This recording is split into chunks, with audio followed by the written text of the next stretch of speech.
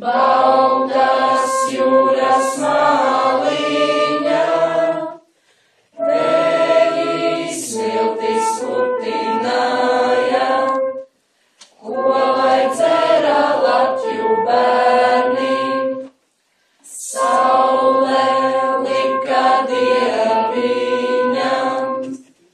lai tas raka dauda viņu, zvēri raka dieviņš lēja, no magoņa dzīvūdeni, dzīves ūdens, nāves ūdens, Daugavai satecēja, es pamercu pirksta galu, abus jūtu dvēselē.